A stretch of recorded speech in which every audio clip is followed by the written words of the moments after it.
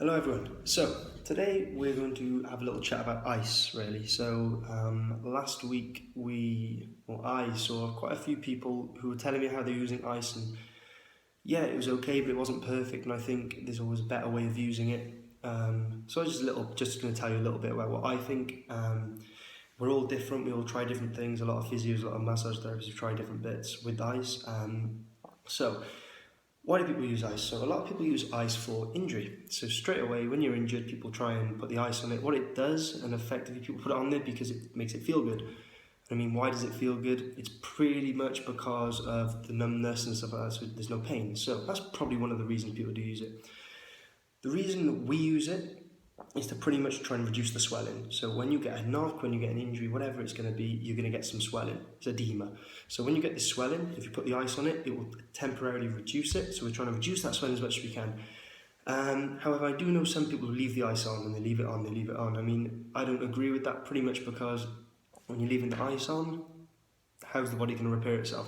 So in my eyes, what I try and do is when you hurt yourself, you put the ice on, maybe 10 minutes, you take it back off again, put it in the freezer, let it be cold again, freeze over again.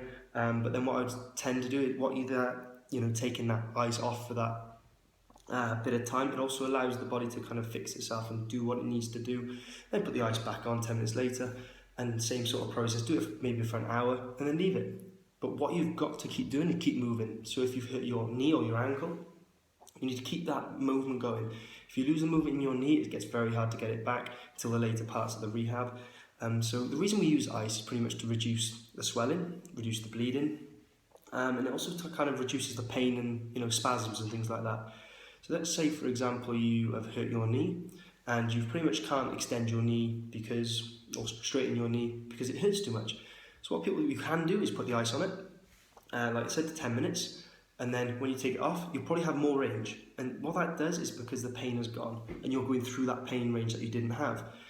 So, however, what it can also do is stiffen it up. So please be careful, monitor it a little bit differently. So what I'd say is if you're going to play football, if you're going to play rugby or whatever you're doing, do not use ice before you go and play or do something because it will stiffen you up, okay? However, what I would then try and do is maybe put some heat in with it. Now, again, heat is another thing we need to talk about separately, but what I'd suggest you do with heat is, again, in this session, if you're doing 10 minutes ice, 10 minutes heat, let the room temperature be the heat for now, and then we'll progress from there.